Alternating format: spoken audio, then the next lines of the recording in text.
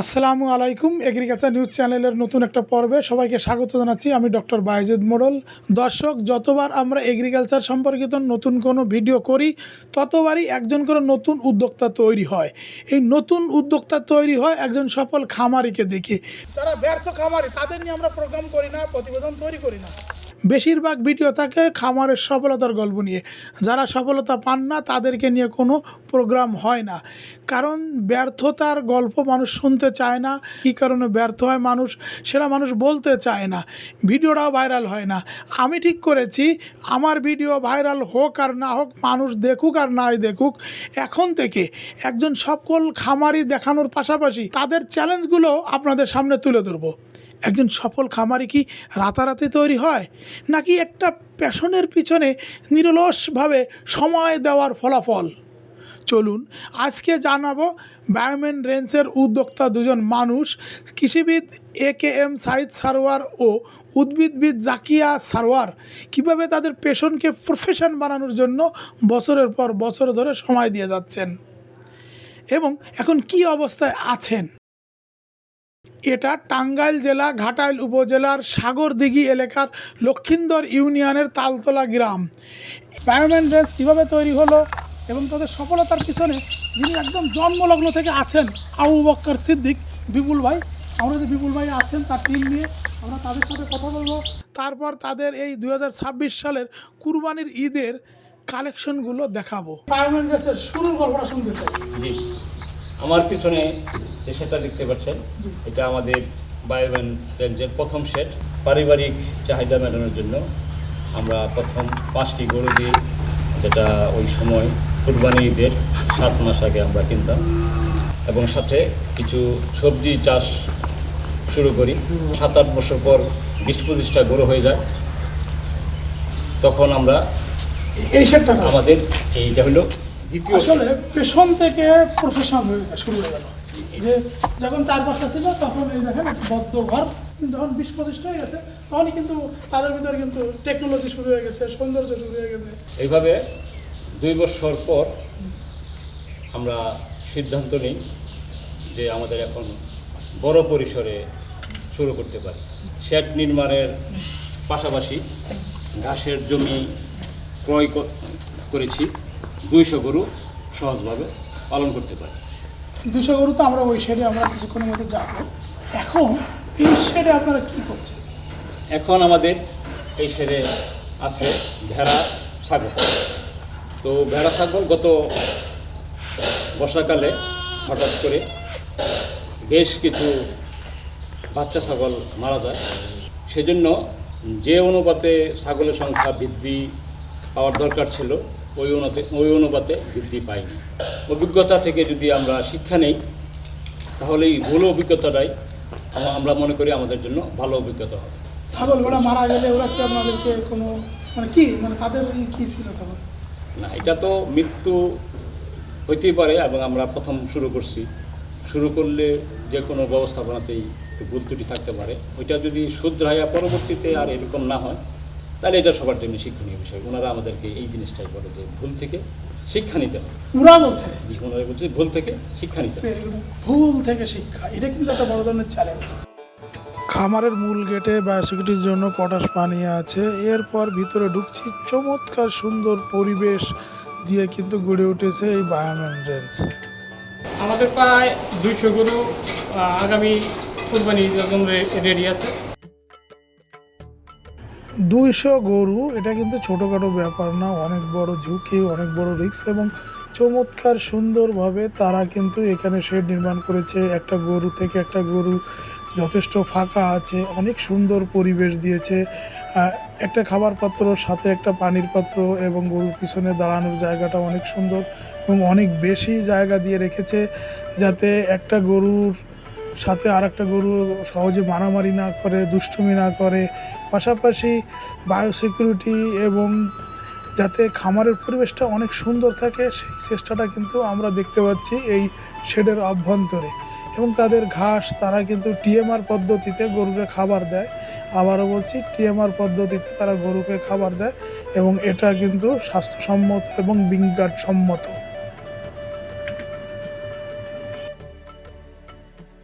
কোরবানি ঈদের জন্য স্পেশাল কালেকশন। এর জাত হলো ফ্ল্যাগ বি। এখন 4 দাঁত আছে আর কি, প্রায় 1000 কেজির কাছাকাছি আছে। একটু ঘাড়ের দিকে ফোকাস করে তাহলে বুঝতে পারবেন যে আসলেই আমার মনে হয় যে ঘাড়ের মধ্যে মোটামুটি একটা ছোট একটা গরুর সমান মাংস আছে। পিছনের স্টেপ, দাঁড়ানোর ভঙ্গিটা, এটাও হলো আমাদের 2026 সালের ঈদ কালেকশন স্পেশাল। 30 বিঘা জমিতে উন্নত মানের প্রোটিন সমৃদ্ধ নেপিয়ার, পাংচং, জারা ঘাস চাষ করি এবং 5 বিঘা জমিতে ভুট্টা চাষ করি। এই চাষে আমরা আমাদের যে গরুর কাউডাং বা গোবর সার আছে ওইটাই ব্যবহার করি, কেমিক্যাল কোনো ফার্টিলাইজার ব্যবহার করি না। এবং এইখানে যে ঘাস বা ভুট্টা উৎপাদন হয় সেই ঘাস দিয়ে 200 গরু আমরা সহজেই লালন পালন করতে পারি। আমার সাথে যে গরুটা দেখতেছেন এটা হলো ফিজিয়াল। এটা এখন ওয়েট আছে প্রায় 1000 কেজি, আর ঈদ পর্যন্ত 1100 কেজি প্লাস হয়ে যাবে। একটা গরু আসলে 700 কেজি 600 কেজি ওয়েট করতে গেলে এর পিছনে অনেক চ্যালেঞ্জের মুখোমুখি হতে হয়। আর 6 দাঁত হলে এই গরুর যে মাংসের যে একটা টেস্টটা পাওয়া যায়, কিন্তু আমরা মনে করি যে না দুই দাঁতের গরুই মনে হয় মাংসের টেস্ট, কিন্তু এটা আসলে ভুল। 6 দাঁতের গরুতে যে মাংসের যে টেস্টটা পাবেন এটা আমার মনে হয় না যে 2 দাঁতের গরুতে ওই মাংসের টেস্টটা থাকে। এটা আছে প্রায় 700 কেজির কাছাকাছি আর কি, 700 কেজি প্লাস হয় না। তারপরে লেজের পায়ের দিকে 2টা কালা, পায়ের দিকে দেখেন একটা সাদা স্টেপ আছে, আবার গিটের উপরে লাল। মানে মারামারি করতে গেলে মনে করেন যে খুবই মারামারির মতো খুবই আছে। এটাও 700 কেজির কাছাকাছি, দাঁতে 6 আছে, ওজনের সাইহল গরু। তো আশা করতেছি ঈদ পর্যন্ত এই গরুর ওজন 700 বা 800 কেজির কাছাকাছি হয়ে যাবে। এই গরুটা বাংলার একটু কস আছে, সামনের দিকে যদি আপনি ভাই দেখেন। আর এর একটা আছে, এটা ওই যে সাইহল গরু, এটা খুবই চঞ্চল, এই শিং দুটো খুবই খারাপ। এটার ওজন আছে প্রায় 700 কেজি। আমাদের অধিকাংশ সব গরুগুলোয় চাঞ্চল বেশিরভাগ, মানে যদি একটু আপনি দেখেন, এটা দেখেন আমি ভালো করে কেমন হয়। আর এর গুসটা দেখেন, মানে একটু ডিফিকাল্ট। তারপরে কালারটা দেখেন, মানে সব মিলাই মানে একটু এটা দাঁতে 4 দাঁত, মানে পুরা দেখেন পুরা ভুট্টির মতো হয়ে গেছে, মানে দেখার মতো আর কি গরুটা। মানে অনেকের কালো পছন্দ, মানে আমাদের এনে আসলে সব ধরনের কালারের গরুই আছে, যে লাল, কালো, তারপরে রেড কালার, মানে এগুলো যাই দেখেন আমাদের অরিজিনাল ফাইবার। আমরা প্রথম সেট দেখলাম যেখানে ছাগল লালন পালন করা হয়, দ্বিতীয় সেটে সেখানে বড় গরু লালন পালন করা হয়, আর সেখানে গাভীও লালন পালন করা হয়, দেশি গাভী। আর এটা হচ্ছে তৃতীয় সেটে এখানে গাভী আছে এবং ছোট ছোট ষাঁড় গরুগুলো আছে। দেখুন কত সুন্দর সুন্দর হাম্বা, মাশাআল্লাহ।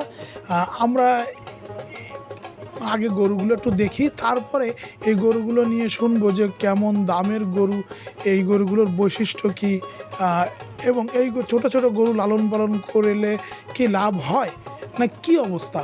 এই গরুগুলো কি তারা সারা বছর লালন পালন করে এরকম সুন্দর করে, না কীভাবে এরকম সুন্দর করে, এই জিনিসটা আমরা এখন জানার চেষ্টা করছি।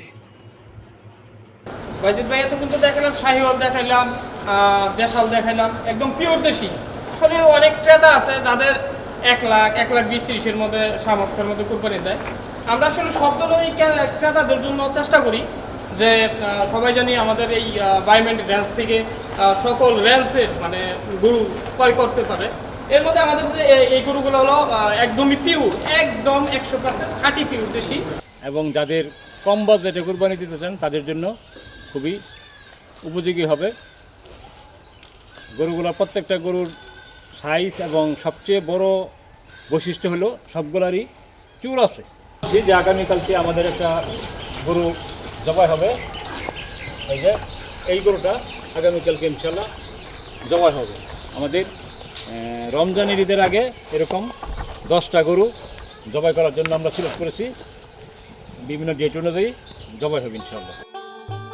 যারা ঘাস ও খড় খাওয়া দেশি গরুর মাংস খেতে পছন্দ করেন তারা বায়োমেন রেঞ্জের ফেসবুক পেজ আছে ও বায়োম্যান রেঞ্জের ওয়েবসাইট আছে, biomanrange.com নামে ওয়েবসাইট আছে। ওইখানে গেলে এই গরু সম্পর্কে তথ্য পাবেন। মাংস সংগ্রহ করার জন্য নিয়মকানুন লেখা আছে, সেখানে দামও উল্লেখ করা আছে, কন্ট্যাক্ট নাম্বার দেওয়া আছে। আপনার ওই নাম্বারে যোগাযোগ করলে বায়োম্যান রেঞ্জের এরকম সুন্দর সুন্দর গরুর মাংস সংগ্রহ করতে পারবেন।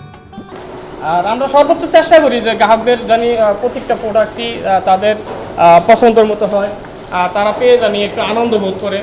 আর বাজিত ভাই, আমি আপনার মাধ্যমে একটা কথা বলতে চাই যে আপনি হয়তো দেখছেন যে আমরা দিয়াবাড়ি হাটে যখন গরু উঠাইছিলাম, তো উঠানি করে আমরা খুবই বেগবেট পাইছি যে তারা আমাদের গরু নেওয়ার পরে একটা কথা বলছে যে ভাই আপনাদের গরুতে চর্বির পরিমাণটা কম পাইছি।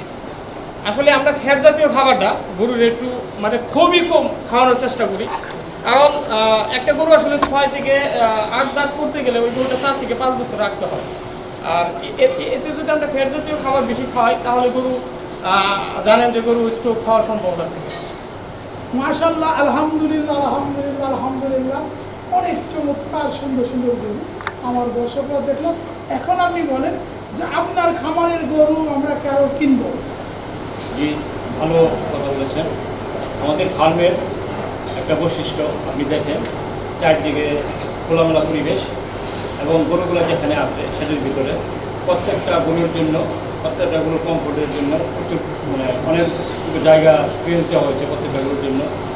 সাথে চারদিক দিয়ে আলো বাতাস ঢুকতেছে, এখানে কোনো মানে আবহাওয়া বা বাতাসের আমাদের কাছে মানে মনে হয় এবং একটা প্রমাণিত কোনো ধরনের বিষাক্ততা নেই। যারা আর কি প্রকৃত খামারি আছে কুরবানির সময়, সেই প্রকৃত খামারিদের কাছ থেকে আপনারা গরু সংগ্রহ করে কুরবানি দেবেন। আমাদের কুরবানিটা হোক আমাদের দেশে লালন পালনকৃত গরু দিয়ে, মানে আজকে তো গরুগুলো আসে নাই, আরও কয়েক পর আসছে। এবং কিছু গরুগুলো আছে যেমন আমাদের ওই যে কালো গরুটা, ওই গরুটা, তখন ওই যে ব্ল্যাকবি গরুটা আমরা গত বছর এসে দেখে নিয়েছি, আগেও দেখছি। তারা কিন্তু অনেক বছর থেকে এখানে গরু লালন পালন করে এবং একটা গরুটা কয়েক বছর লালন পালন করে। অর্থাৎ এই ফার্মের গরু নিশ্চিন্তে এই গরুর মাংস ভালো হবে, এটা আমি বলতে পারি। সবাই ভালো থাকুন, আল্লাহ হাফেজ। তোমরা দেশের আসল নায়ক বলবে বিশ্ববাসী। গরু মোটাতাজাকরণ করতে গেলে তার যে মূল সমস্যা সেটা হচ্ছে যে ভালো মানের বাছুর পাওয়া যায় না, ষাঁড় বাছুর পাওয়া যায় না। কুরবানির সময় যে গরুগুলোর বেশি চাহিদা ওই বাছুরগুলো পাওয়া যায় না। বায়োম্যান রেঞ্জ আগামীতে তাদের খামারেই তৈরি হবে দেশাল গরু, শাহিওয়াল বাছুর, দেশাল বাছুর, লাল লাল, যেটা কুরবানিতে চাহিদা। সেই উদ্দেশ্যে তারা চমৎকার সুন্দর একটা দেশি গরুর ডেইরি ফার্ম করেছে। আমরা আগামীতে এই দেশাল গরু লালন পালনের উপরে চমৎকার সুন্দর প্রতিবেদন আপনাদেরকে দেখাবো। আজকে শুধুমাত্র একটু দেখানোর চেষ্টা করছি যে তারা এই উদ্যোগটা নিয়েছে। সবাই এদেরকে জন্য দোয়া করবেন, সবাই বায়োম্যান রেঞ্জের জন্য দোয়া করেন, তারা যেন এই প্রজেক্ট করে অনেক সফলতা পায়। দেখছেন কত চমৎকার হচ্ছে। তোমরা দেশের আসল নায়ক বলবে বিশ্ববাসী।